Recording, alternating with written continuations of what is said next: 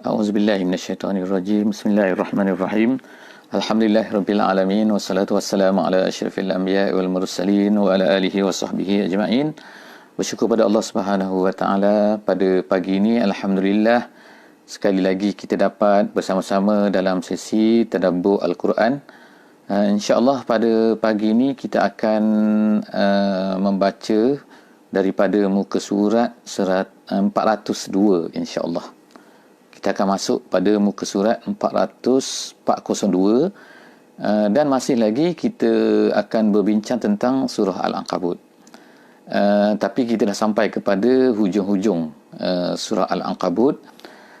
Dan sebagai peringatan semulalah saya nak sebutkan jugalah tentang surah Al-Ankabut ni, iaitu temanya adalah Al-Fitnah. Jadi insya-Allah kita semua yang hadir pada sesi kita pada kali ini ingat kembali bahawa tema daripada surah Al-Ankabut ini adalah Al-Fitnah.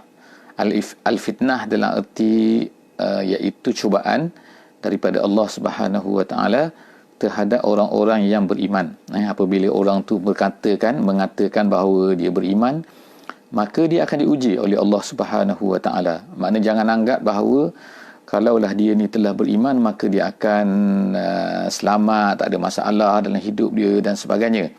Tetapi semua tu akan mungkin akan berlaku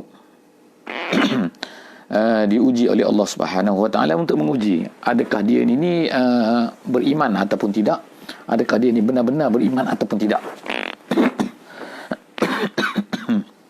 Minta maaf batuk sikit bukan batuk corona insyaAllah. Jadi pada hari ini kita akan tengok kita ada lebih kurang 2 muka saja lagi selepas daripada ni untuk dihabiskan surah Al-Ankabut ini. Jadi Allah Subhanahu wa taala sebutkan dalam ayat kita pada kali ini adalah A'udzubillahi minasyaitonirrajim. Bismillahirrahmanirrahim. Wala tujadilu ahlal kitabi illa billati hiya ahsan إلا الذين ظلموا منهم وقولوا آمنا بالذي أنزل إلينا وأنزل إليكم وإلهنا وإلهكم واحد ونحن له مسلمون.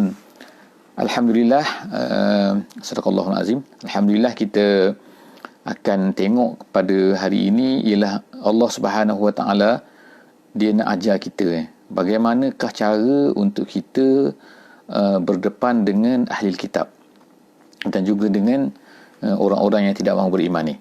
Sama ada mereka ni ahli kitab ataupun mereka ni adalah orang-orang kafir musyrik. Jadi dalam ayat ini Allah Subhanahu wa taala khususnya yang ayat yang pertama yang akan kita baca pada pagi ni khusus berkaitan dengan ahli kitab. Iaitu cara bagaimana kita nak berdepan dengan ahli kitab. Yang pertama ni ayat pertama. Selepas daripada ni akan ada lagi ayat-ayat yang akan menjawab persoalan-persoalan ataupun perkara-perkara yang sedang bermain di minda orang-orang kafir. Orang kafir Quraisy, orang kafir tak Quraisy dan sebagainya. Tapi ayat yang pertama ini, iaitu ayat yang ke-46 pada pagi ini, Allah Subhanahu Wa Taala sebutkan, iaitu apa? Wala tujadilu ahlal kitab. Khusus disebut ahli kitab kat sini. Iaitu janganlah kamu berdebat dengan ahli kitab, melainkan dengan cara hiya ahsan, dengan cara yang terbaik. Jadi ayat ini ada kaitannya ataupun kita boleh linkkan juga dengan satu ayat lain, iaitu ud'u ila sabili rabbika bil hikmah wal mau'izatil hasanah wajadilhum billati hiya ahsan. Jadi ulama-ulama telah gabungkan di antara ayat ini, iaitu jangan kamu berdebat. Apa erti jangan kamu berdebat ini? Berdebat ni ialah maknanya disebutkan oleh para ulama tafsir, ertinya berdebat ini ialah dalam usaha kita nak mengajak mereka ni kepada Islam. So maknanya kat sini disebutkan oleh ulama ialah bukan hanya berdebat ni suka hati, berdebat macam perdebatan dan perdebatan dalam pertandingan di sekolah dan sebagainya kan ada perdebatan, ada perbahasan kan, bahas Piala Perdana Menteri, bahas macam-macam bahas kan. Bahas tu nak test kadang-kadang tu kelancaran kita dan sebagainya. Tetapi Allah Subhanahu Wa Taala sebut kat sini ialah apa? Perdebatan semasa kita mengajak orang lain ni kepada Islam. Jadi maknanya kat sini, fokus utamanya ialah mengajak kepada Islam. Itu yang utamanya, bukannya perdebatan tu nombor satu. Tetapi dalam usaha untuk mengajak manusia ini kepada Islam ini, ada macam-macam cara. Jadi di antara benda-benda yang perlu dibuat ialah kena berdebat. Berdebat artinya ialah nak explainkan satu benda tu kepada ajaran Allah Subhanahu Wa Taala. Jadi kadang-kadang perlu diberikan hujah-hujah. Jadi sebab itulah dia kata al-mujadalah kat sini ialah al-mukhasamah, artinya itu perdebatan dengan perkataan yang mana yang boleh meyakinkan dengan memberi hujah-hujah kepada orang tersebut, supaya mereka ni faham. Jadi macam mana cara dia? Perdebatan itu mestilah billati hiya ahsan, dengan cara yang terbaik. Jadi macam mana yang cara yang terbaik itu? Ialah dengan menggunakan adab-adabnya, disebutkan oleh ulama tafsir macam tu kan, dengan memberi hujah-hujahnya dan sebagainya. Tetapi illal ladzina zalamu minhum, tapi Allah Subhanahu Wa Taala sebutkan kat sini kecuali orang-orang yang zalim. Jadi apa maksud orang yang zalim kat sini? Orang yang zalim ini banyak penafsiran ulama yang sebutkan benda ni. Jadi di antara ulama mengatakan orang yang zalim kat sini ialah orang-orang yang tidak ada adab, yang tidak mahu menggunakan hujah, yang hanya mahu menggunakan kekerasan, tak nak guna logik dan sebagainya, maka itu adalah orang zalim. Tapi itu adalah penafsiran yang pertama. Ada lagi penafsiran-penafsiran lain sebenarnya yang berkaitan dengan ayat ini, iaitu dibahagikan di sini ahli kitab ni kepada dua jenis. Itu pendapat pertama. Pendapat pertama iaitu yang mengatakan bahawa ahli kitab ini jenis yang pertama ialah jenis yang boleh menggunakan adab, jenis yang boleh mendengar hujah, jenis yang boleh berhujah dan sebagainya. Yang kedua tu ialah yang tidak boleh menggunakan hujah. Jenis memang kepala, nak kata apa kan, kepala keras kepala dan sebagainya, hanya nak gunakan kekerasan saja. Itu golongan kedua. Iaitu dipanggil sebagai Allah Ta'ala panggil sebagai allazina zalamu minhum. Tapi ada pendapat lain lagi yang mengatakan bahawa, ini ahli tafsir bukan daripada saya, tapi daripada ahli tafsir mengatakan, pendapat kedua mengatakan termasuk yang dikatakan golongan yang pertama tu ialah orang-orang yang dah beriman, iaitu ahli kitab yang telah beriman kepada Islam, kepada Islam yang dibawa oleh Nabi Muhammad SAW. Jadi perlu diteruskan penjelasan kepada mereka dan sebagainya. Itu pendapat yang kedua. Dan orang-orang yang zalim itu ialah orang yang masih lagi kekal di dalam kekufuran mereka, iaitu masih lagi dengan ajaran ahli kitab mereka. Ada pendapat lain lagi. Saya sebutkan sebagaimana yang disebutkan dalam tafsir jalan lain, disebutkan bahawa ayat ini telah mansukh. Dimansukkan dengan apa? Dimansukkan dengan ayat Al-Qital dipanggil, iaitu ataupun ayatus saif. Ayatus saif ni itu ayat pedang atau iaitu ayat ini telah dibatalkan hukumnya, tak boleh dipakai lagi. Yang dipakai ialah apa? Tak adalah berdebat-berdebat ni kan. Kena sama ada awak nak masuk Islam ataupun tak. Kalau tak nak masuk Islam, tak apa, kekal agama awak, tapi awak kena bayar jizyah. Itu ayatus saif nama dia, ayatus saif. Jadi apa pun pendapat ulama dalam isu ini, maka kita nampakkan, saya ceritakan sebenarnya supaya kita ni tahu kan bahawa sebenarnya di sana ada pendapat-pendapat ulama lah tafsir dalam isu ini. Jadi ayatus saif tu, ayat ini mansukh dengan ayatus saif tu, itu satu pendapat daripada pendapat ulama sebagaimana yang diterima, dipakai oleh tafsir jalan lain. Tapi ulama-ulama tafsir lain ada lagi memberi tafsiran yang lain. Seterusnya ialah waqulu amanna billazi unzila ina wa unzila ilaikum wa ilahuna wa ilahukum wahid wa nahnu lahu muslimun. Dan seterusnya Allah Subhanahu Wa Taala kata, mengajar kita kan apa yang patut kita katakan kepada orang-orang kafir ni. Qulu, katakan kepada mereka, qulu amanna billazi unzila ilaina, kami beriman dengan apa yang diturunkan kepada kami, iaitu Al-Quran, dan juga wa unzila ilaikum, dan juga apa yang diturunkan kepada kamu. Apa yang diturunkan kepada kamu? Iaitu At-Taurat, Al-Injil, Zabur dan sebagainya kan. Sahifah yang lain tu kan. Semua tu kita beritahu kepada mereka bahawa kami beriman. Jadi maknanya sini, kami ni ada kelebihan. Kami beriman dengan Taurat kamu. Kami beriman dengan Injil kamu. Tapi maksud beriman dekat sini bukan artinya kita percaya dengan apa yang ada di dalam isi itu. Sebab apa? Isi daripada yang ada dalam mereka itu ialah dah yang dah diubah, yang ditukar kan. Jadi maksud kita beriman dengan apa tu, iaitu beriman dengan Taurat, iaitu kita yakin bahawa dulu memang Allah Subhanahu Wa Taala menurunkan Taurat kepada Nabi Musa AS, menurunkan Injil kepada Nabi Isa AS. Kami yakin. Tapi sekarang kami yakin juga kepada Al-Quran. Jadi makna sini, kami ini ada kelebihan. Kami beriman dengan apa yang diturunkan kepada Nabi Muhammad SAW, dan kami beriman dengan apa yang diturunkan oleh Allah Subhanahu Wa Taala kepada kamu. Sekarang ni kamu hanya beriman kepada Taurat, beriman kepada Injil, Old, New Testament, Old Testament, tapi kamu tak beriman dengan Al-Quran. Itu lemah kamu. Itu jadi maknanya Allah Subhanahu Wa Taala mengajar kita supaya kita berkata macam tu. Kemudian lagi Allah Taala mengajar kita supaya kita berkata apa? Iaitu wa ilahuna wa ilahukum wahid. Tuhan kamu, Tuhan kami satu je. Tuhan yang sama, bukan Tuhan lain. Mungkin nama berbeza lah kan. Mereka nama Yahuwah ke macam-macam lah kan itu nama je kan. Tapi nama kita ialah Allah Subhanahu Wa Taala, dan juga nama yang kita sembah ialah Tuhan yang mempunyai nama-nama yang baik, Al-Asma'ul Husna. Itu yang kita beriman. Tapi sebenarnya Tuhan kamu dan juga Tuhan kami adalah sama. Wa ilahuna wa ilahukum wahid wa nahnu lahu muslimun. Dan kami, apa yang kami nak ialah kami ni tunduk kepada Allah Subhanahu Wa Taala. Wa nahnu lahu muslimun, artinya kami ni muslimun artinya muti'un, iaitu kami taat. Jadi sekarang ini, kalaulah kamu percaya kepada kitab kamu ni, kenapa kamu tidak taat? Jadi sebagaimana yang kita lihatlah kan pada hari ini kan, kebanyakan daripada orang Kristian ke, orang Yahudi ke, tidak lagi mentaati apa? Ajaran even yang telah diubah tu pun, iaitu Taurat dan juga Injil yang telah diubah tu, itu pun mereka tidak mentaati. Jadi kita ni orang Islam sebagai mukmin kan, kita nampak sangat kan, orang Islam tak makan babi contohnya, orang Islam tak minum arak, orang Islam pakai tudung, mana tutup aurat. Semua benda-benda ni semua ada di dalam kitab Injil mereka, kitab Taurat kan. Jadi maknanya mereka tidak menerima, tidak beriman. Mereka kata mereka beriman kepada Injil, Bible dan sebagainya kan. Mereka kata mereka ni Kristian, tapi mereka tidak melaksana pun apa yang dituntut dalam Injil, walaupun Injil pun dah diubah dah. Jadi erti kat sini kita nak ajak kita kan, nampak kan bahawa kita ni betapa benarnya nama kita ni kan, ialah kita ni Islam yang benar, dan kemudian kita ni nak mentaati Allah Subhanahu Wa Taala. Kami mentaati Allah Subhanahu Wa Taala. Kemudian itu ayat 46. Sekarang kita pergi kepada ayat 47.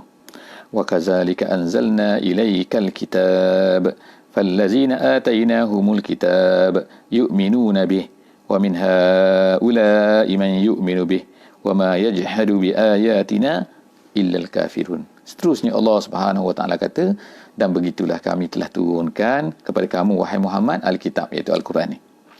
Fallazina atainahumul kitab yu'minuna bih.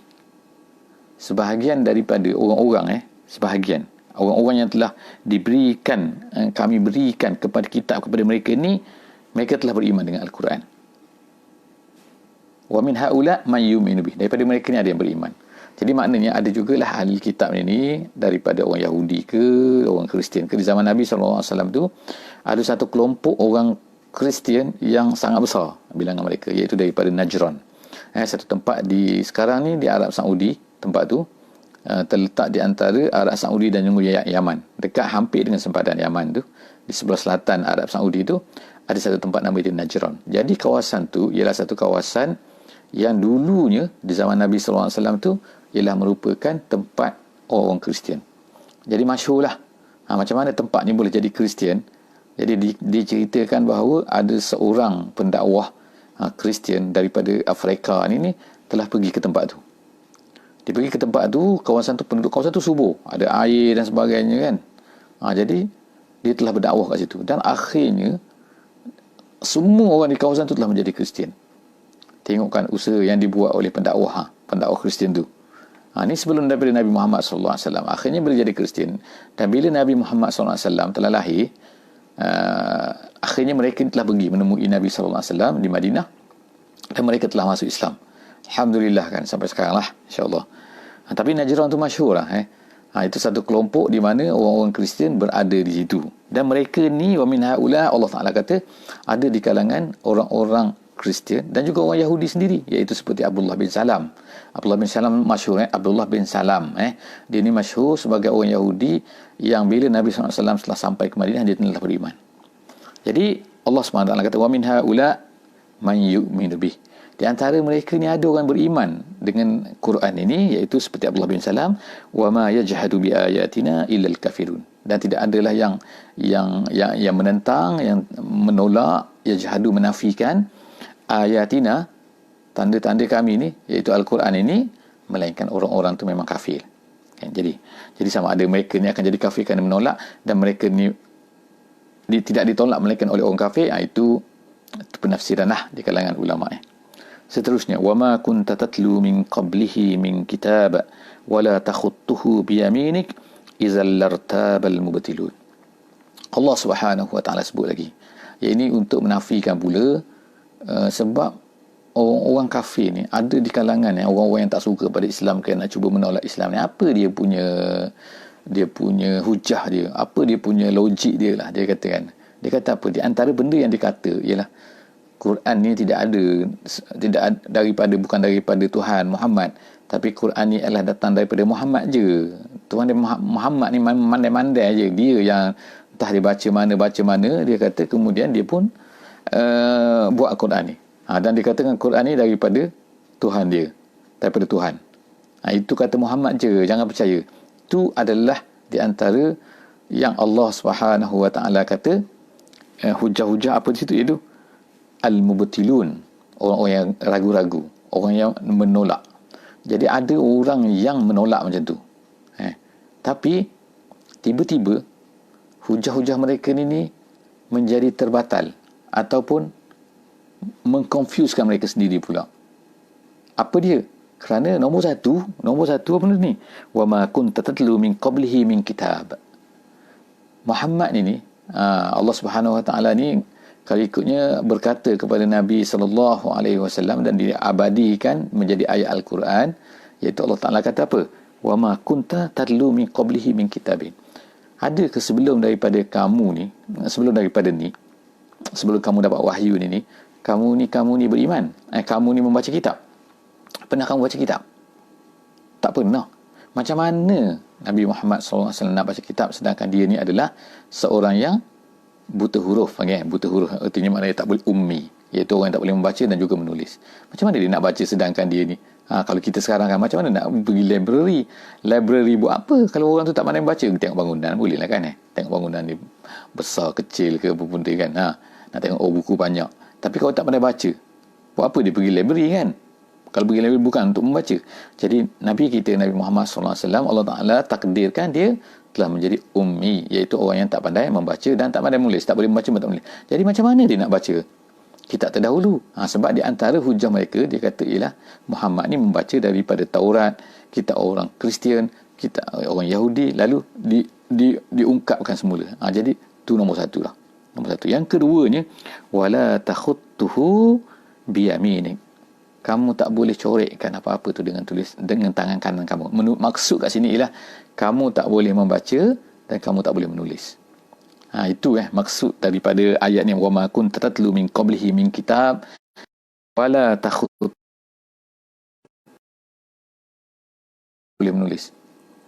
Jadi izan, kalaulah kamu boleh membaca dan menulis, nescaya mungkin orang akan boleh terima juga hujah-hujah yang dikatakan tu, iaitu Muhammad ni ambil daripada kitab-kitab lama lah ni. Tu contohnya. Jadi itu ayat 48 Allah Subhanahu wa taala batalkan. Ayat 49, bal huwa ayatum bayyinatum fi suduril ladzina utul ilm. Bahkan Allah Subhanahu wa taala kata ianya adalah ayat-ayat yang jelas yang ada di dalam hati-hati orang yang mempunyai ilmu, orang yang faham. Wa ma yajhadu bi ayatina illa zalimun. Sekali lagi Allah Taala sebutkan iaitu tidak ada yang menafikan ayat-ayat ini melainkan orang-orang yang zalim. Yang tadi tu orang kafir, menafikan orang kafir kan, menafikan zalim. Jadi makna kat sini kan samalah jugalah kita katakan ada ayat Al-Quran dalam surah Al-Maidah, wa man lam yahkum bima anzalallah wa man lam yahkum bima anzalallah. Ada faulaika humul kafirun, faulaika humuz zalimun, faulaika humul fasiqun. Maknanya sifat-sifat ini kalau orang yang tidak berhukum dengan hukum Allah, dia akan ada sifat-sifat ni. Dan begitulah kat sini orang-orang yang menolak ayat-ayat Allah ni sama ada dia adalah zalim, dia adalah kafir. Seterusnya, waqalu laula unzila alaihi ayatun mir rabbih kul Wa qalu laula unzila alaihi ayatun min rabbih. Sekarang ini ayat 50 ni Allah Subhanahu Wa Taala bawa pula kita ni kepada satu hujah lain. Satu hujah lain yang Allah Subhanahu Wa Taala nak Nabi Muhammad sallallahu alaihi wasallam sebutkan kepada mereka ni. Sebab apa? Di antara perkara yang dikatakan oleh orang kafir ni, orang kafir di Mekah ni, ialah dia kata, kalau kamu ni Muhammad adalah betul seorang nabi kan, bawalah tanda-tanda. Itu dia kata, waqalu laula unzila alaihi ayatun mir rabbi. Kalau kamu ni memang betul-betul lah nabi, bawalah tanda-tanda. Tanda-tanda tu ayatun ni mir rabbi ni makna mukjizat maksudnya. Sebagaimana ahli tafsir kata, bawalah mukjizat. Seperti mana? Kalau dalam tafsir jalan lain dia kata seperti yang ada pada Nabi Saleh, iaitu apa? Unta. Ataupun ma'idah minas sama', iaitu apa? Makanan daripada langit, sebagaimana Nabi Isa AS. Ataupun dia kata seperti mana tongkat siapa? Tongkat Nabi Musa AS. Itu 3 benda yang disebutkan dalam tafsir jalan lain. Jadi disebutkan untuk mengatakan apa? Kalau kamu ni betul-betul Nabi, bawalah sebagaimana Nabi-Nabi dulu tu ada yang kamu kata tu. Jadi apa jawapan yang Allah Subhanahu Wa Taala sebutkan kat sini selepas itu? Kul innamal ayat. Katakan wahai Muhammad, kalau mereka ni minta macam tu, katakan wahai Muhammad kepada mereka tu, kul innamal ayatu indallah. Sesungguhnya semua ayat-ayat ni ataupun bukan ayat ni, tanda-tanda mukjizat ni, semua mukjizat itu indallah, di sisi Allah. Artinya di sisi Allah itu apa? Iaitu semua ni terpulang kepada Allah. Maknanya kalau Allah nak beri, dia beri. Kalau Allah tak nak beri, dia tak beri. Jadi itu bukan kerja aku. Apa kerja aku? Wa innama ana nazirun mubin. Aku ni, kerja aku hanyalah nazir al-mubin. Iaitu apa? Memberi peringatan yang jelas. Yang jelas maknanya, aku cerita kepada kamu, aku sebut kepada kamu. Kamu nak terima, nak macam mana, itu saja kerja aku. Kerja aku ni bukan boleh aku ni mengada-ngada, memandai-mandai, aku bawa mukjizat dan dan mereka. Kalau macam tu, nanti kalaulah pula kamu ni beriman kerana mukjizat, jadi bukan kamu beriman kepada Allah pula, kamu mukjizat pula. Mukjizat ni hanyalah bantuan saja. Kita ni yang hidup di zaman sekarang kan, kita tak nampak kecuali Al-Quran lah yang ada pada Nabi Muhammad SAW. Mukjizat lain kita tak nampak sebab kita tak berdepan dengan Nabi Muhammad SAW.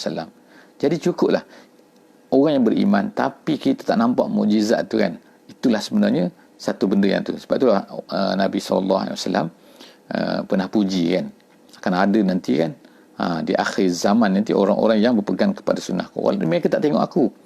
Jadi para sahabat ni macam cemburu lah kan, best lah mereka kan, macam mana kan. Jadi Nabi SAW kata mereka ni seperti mendapat pahala seperti 50 orang. Sahabat-sahabat tanyalah, 50 orang ni 50 orang mereka ke 50 orang kami? Tak, Nabi kata mendapat pahala seperti 50 orang daripada kamu. Nabi tunjuk kepada para sahabat. Jadi kalau ikutnya jealous lah kan sahabat kan, wow dapat 50. Sebab apa? Sebab apa? Nabi SAW kata kan, sebab mereka ni tak jumpa dengan aku, kamu ni jumpa dengan aku. Gitu kan. Jadi Alhamdulillah kan, kita ni insya-Allah kan, jangan sedih walaupun kita ni tak jadi sahabat, tapi kita ni insya-Allah boleh dapat pahala yang sama dengan sahabat, mungkin lebih tinggi daripada sahabat, mungkin lebih rendah tu biasalah kan tapi makna kita boleh capai benda tu dengan syarat apa benda kan, kita betul-betul beriman dan kita betul beramal. Jadi medan untuk beramal sekarang ni banyak kan. Di antaranya ialah medan untuk apa ni, kita menyebarkan Islam kepada semua manusia. Masya-Allah. Kan kita ada telekomunikasi yang bagus kan. Kita ada telefon, kita ada everything pada hari ini kan. Sepatutnya kita boleh gunakan untuk menyebarkan Islam. Sepatutnya lah kan bukan untuk menyebarkan gosip. Jadi awalam yakfihim anna anzalna alaikal kitaba yutla alaihim. Jadi Allah Ta'ala tanyalah kan, tak cukup ke kami dah turunkan kepada mereka ni kitab yang dibacakan kepada mereka. Ada setengah umat tu tak ada kitab kan, setengah tu kan. Nabi je datang, kita ni dapat kitab lagi, dapat Nabi lagi. Inna fi zalika la rahmatan wa zikra liqaumin yu'minin. Quran ini adalah untuk pada Al-Quran itu ada rahmat, ada zikra, peringatan untuk orang-orang yang beriman. Kita tengok sekarang ni, kita kan, Quran ni kan boleh jadi rahmat, boleh, maknanya banyak sifat-sifat Quran ni yang mana dia ni memberi kepada umat Islam pada hari ni kan. Menjadi rahmat satu, Allah Ta'ala sebut, yang disebut di sini menjadi rahmat satu, dan kemudian yang kedua menjadi zikra, peringatan. Bila kita baca itu peringatan. Bila kita semayang, imam baca Al-Quran kan, kalau kita faham bahasa Arab lah, sebab itulah bagus kan, faham bahasa Arab ni, imam baca Al-Quran dalam semayang, kita dah jadi tanda ingatan kepada kita. Macam bagi tazkirah lah kan. Tazkirah tu peringatan. Jadi maknanya bila imam baca semayang tu, sebab itulah digalakkan kepada imam ni untuk membaca panjang sikit, membaca panjang sebab apa? Bacaan yang panjang tu akan memberi peringatan kepada orang yang di belakang. Tapi kita sekarang tak dapatlah benda tu kan. Kalau imam baca panjang tu, malas lagi tengok. Sebab apa? Panjang aku, malas aku. Kalau baca Qul Huwallah bagus sikit. Kemudian kul kafa billahi baini wa bainakum syahida. Kalau kamu tak percaya juga, kamu tak yakin juga, kamu tak nak ikut juga apa yang aku sebut ni, Allah Ta'ala kata kul kafa billahi baini wa bainakum syahida. Cukuplah Allah dan aku menjadi saksi. Kamu tak percaya sudah. Aku dah menyampaikan pada kamu, kamu tak percaya, tu cukuplah Allah Ta'ala menjadi saksi. Ya'lamu ma fis samawati wal ardi, Allah Ta'ala tahu di langit apa di bumi semua. Wallazina amanu bil batil wa kafaru billah ulaika humul khasirun. Orang yang tak nak beriman dengan Allah tapi nak percaya dengan al-batil. Allah Ta'ala sebutkan tu. Kalau tak percaya kepada Allah ni, maka mereka ni percaya kepada yang batil. Itulah apa benda yang batil tu kan. Kalau berhala-berhala tu memang batil lah. Banyak lagi semua-semua benda lah yang kalau tak beriman pada Allah, memang akan batil. Percaya kepada benda yang batil kan. Dia mesti. Dia tak ada tengah-tengah. Saya tak beriman kepada ni, tak beriman apa ni. Tak. Dia kata, saya tak Hindu, tapi saya tak Islam. Habis itu awak apa? Tak, saya tak nak beriman agama-agama ni, serabut Saya nak apa ni? Plural, semua benda ni lah betul Jadi itulah tak betul. Itulah tak betul. Selama mana bila dia tak Islam, itu tak betul. Tak kira dia kata agama ni semua daripada sungai lah, apa benda kan tak semua agama ni adalah merupakan sungai-sungai semua mengalir kepada laut yang satu. Laut yang satu itu apa? Itulah Allah, dia kata itulah Tuhan. Itu semua tu mengarut semua tu jadi bila tak beriman kepada Allah, maka dia sebenarnya beriman kepada al-batil. Jadi setakat itulah saja untuk sesi kita pada kali ini. Kita hari ini adalah muka surat 402 402, dan insya-Allah berjumpa lagi pada esok hari insya-Allah. Dan insya-Allah bermula daripada hari ini, sebagaimana yang saya sebutkan, kita akan mulakan pada pukul 6.05 insya-Allah. Siapa yang tak sempat, insya-Allah boleh ikuti di line insya-Allah, dan kemudian boleh rewind balik dan sebagainya kan. Siapa nak tengok di YouTube pun boleh insya-Allah. Kita akan campurkan di YouTube dalam masa satu hari, insya-Allah akan diterbitkan dalam YouTube insya-Allah. Jangan lupa insya-Allah share dengan kawan-kawan, ajak kawan-kawan insya-Allah like semua ataupun ikut untuk join insya-Allah sesi tafsir kita pada setiap pagi, setiap muka surat Al-Quran insya-Allah. Aku qauli hadza wa astaghfirullahal azim li wa lakum. Subhanakallahumma wa bihamdik, nashhadu an la ilaha illa anta, nastaghfiruka wa natubu ilaik. Bismillahirrahmanirrahim. Wal 'asri innal insana lafi khusr illa allazina amanu wa 'amilus solihat wa tawassaw bil haqqi wa tawassaw bis sabr. Assalamualaikum warahmatullahi wabarakatuh.